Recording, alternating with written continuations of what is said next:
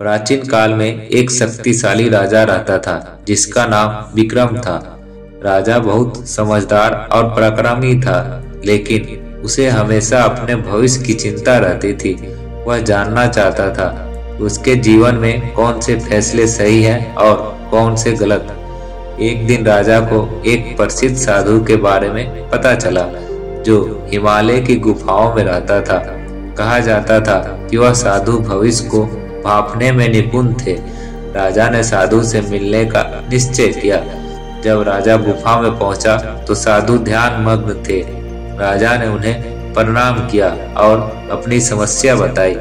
उसने कहा, महाराज, मैं अपने भविष्य को लेकर बहुत चिंतित हूँ। क्या आप मुझे बता सकते हैं कि मैं कौन सा निर्णय सही ले रहा हूँ? साधु मुस्कुराए और बोले, राजन, मैं तुम्हें तुम्हारे भविष्य की बारे में नहीं बता सकता, लेकिन मैं तुम्हें एक कहानी सुनाता हूँ। साधु ने कहा, एक बार एक किसान के पास एक घोड़ा था। एक दिन घोड़ा भाग गया। गांव वालों ने किसान से कहा, यह तो बहुत बुरा हुआ। किसान ने मुस्कुरा कर जवाब दिया, हो सकता है। कुछ दिनों बाद घोड़ा लौट आया और अपने साथ जंगल के 5 और घोड़े ले आया। गांव वालों ने कहा, यह तो बहुत अच्छा हुआ।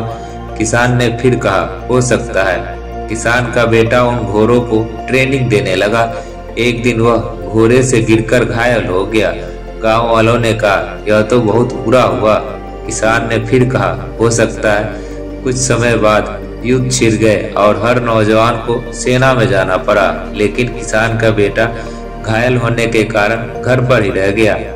गांव वालों ने कहा, तुम कितने भाग्यशाली हो। किसान ने फिर कहा, हो सकता है। साधु ने राजा से कहा, इस कहानी का सार यह है कि हर घटना को तुरंत अच्छा या बुरा मान लेना सही नहीं है। समय के साथ सब कुछ स्पष्ट हो जाता है। तुम्हें बस अपना कर्तव्य करते रहना चाहिए और ईश्वर पर विश्वास रखना चाहिए।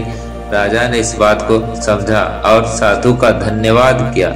उसने अपने फैसले को सही या गलत मानने के बजाय अपने कर्तव्यों पर ध्यान देना शुरू किया। दोस्तों, इस कहानी से हमें यह शिक्षा मिलती है कि हमें अपने कर्तव्यों पर ध्यान देना चाहिए और परिणाम की चिंता छोड़ देनी चाहिए।